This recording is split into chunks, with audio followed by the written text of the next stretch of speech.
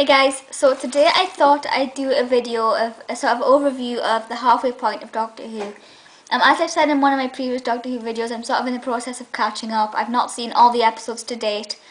The latest one I've seen is Amy's Choice, and I so badly want to talk to you about Amy's Choice in this video, but that's one episode past the halfway mark. So I'll talk to you about that in my I'll do a video about the second half of the episodes when the second last episode airs, and then I'll do a finale episode video.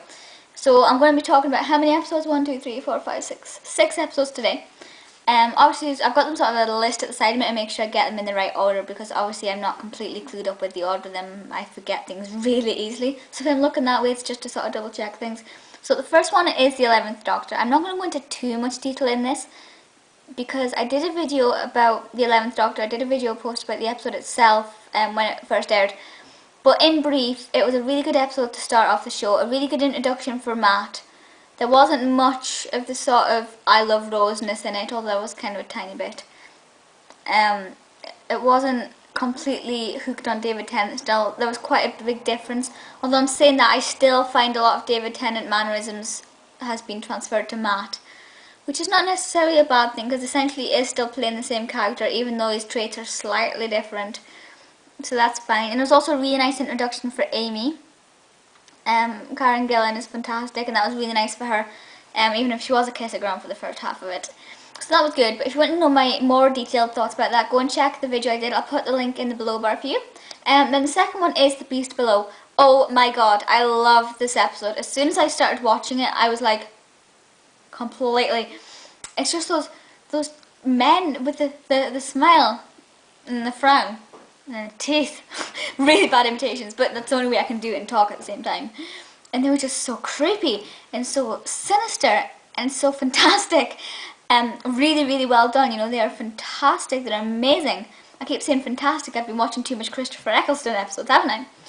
But they were so wonderful and just creepy, and it's just such a beautiful story with The Beast Below. Obviously how it unravels and things. It's so lovely. I'd say that's actually one of my favourite episodes from the series. Somebody requested that I do a video of my favourite Doctor Who episodes, but I'll wait until season 5 is finished so I can group them all together. But yeah, The Beast Below is so lovely, well acted, well directed, well everything. It's probably perfect. Then after that we have Victory of the Daleks. I must say I was a little surprised to see the Daleks in the 3rd episode. In season 1 they were in quite early. In season 2 they didn't come in till the end. Season 3 midway. Season 4 end. Here kind of the beginning. So I was kind of a little bit surprised to see them, but at the same time glad, because even though it only just left them with sort of David's last in season 4, even though they were in the end of series 4, that seems like months and months ago, because obviously we've had essentially a whole year's worth of a series in between then, or what could have been a whole series, which was only like 4 episodes. So that was actually a really long time ago since we've seen the Daleks, even though it was just a few episodes down the line kind of thing. I love the Ironside Dalek. I think he is so cute. I've got a sort of obsession with the Blitz and World War II, and I love learning about it, I love studying it, I love finding out little things, and I love replica things, and I just think it's fantastic. So which is kind of why I love the Empty Child episodes and the Dr. Dances episode from season 1.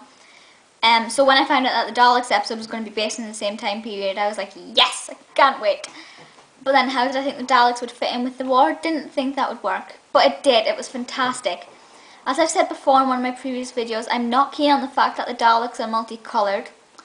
But at the same time, this episode went by so quick. There was very little of the Daleks in it. It wasn't scary. It wasn't intense. There was no serious Dalek theme tunes. It didn't feel like a Dalek episode. Sorry, the cat just bit my foot. It didn't seem like a proper Dalek episode. You know, I wasn't frightened or anything. So I've got a feeling that they're going to be back soon. Obviously they might have been back after Amy's Choice. I've not sort of looked at the episodes past that because I don't want to spoil it for myself. But I don't think they are, have they? Unless they're in the very end. Not sure, but I'll find out in things. And then, so that was a fantastic episode generally, and I love the Ironside Dalek. After that we have the Time of Angels and Flesh and Stone, the 2 Weeping Angels episodes. Now I was really surprised to find the Weeping Angels back. It's like when they brought the Ood back. To me, they are not iconic characters. The only real iconic characters are the likes of the Cybermen and the Daleks. The Ood, dunno. Weeping Angels, are they just short of ideas? Yeah, the character is a bit creepy and I like it.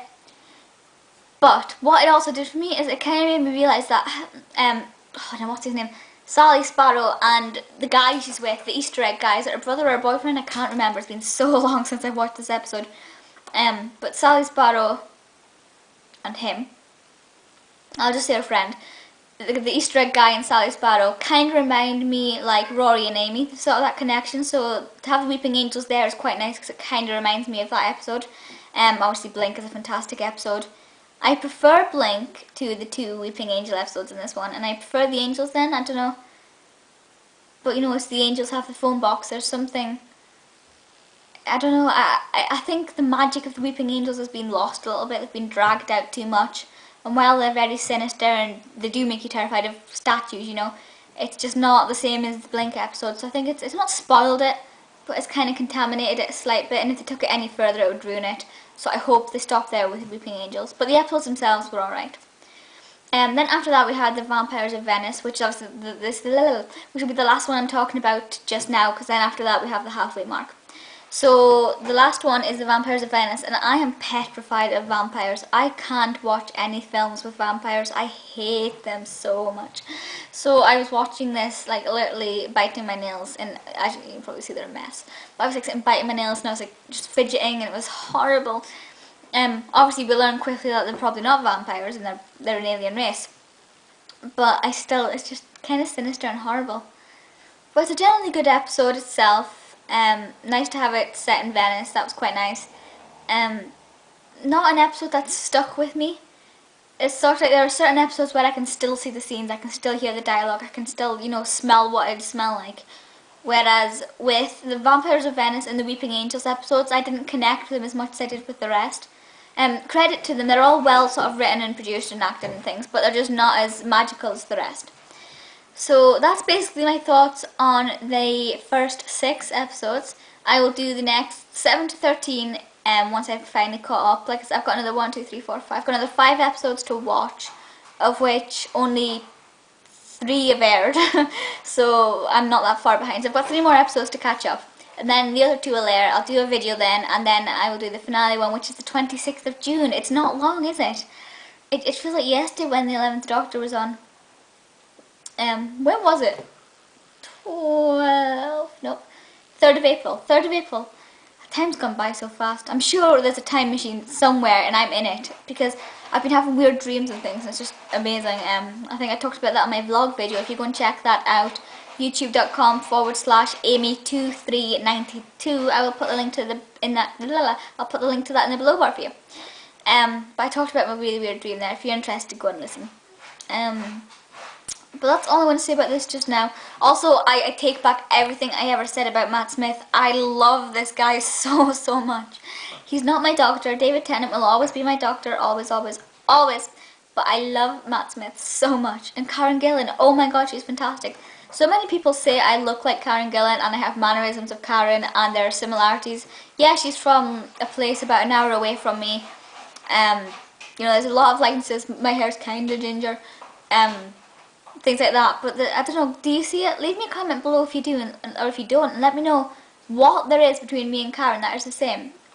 Obviously the name Amy is kind of a thing, but apart from that. But my time's coming to the end here anyway, so I'm going to have to wrap this up. So far, halfway mark, season 5, fantastic.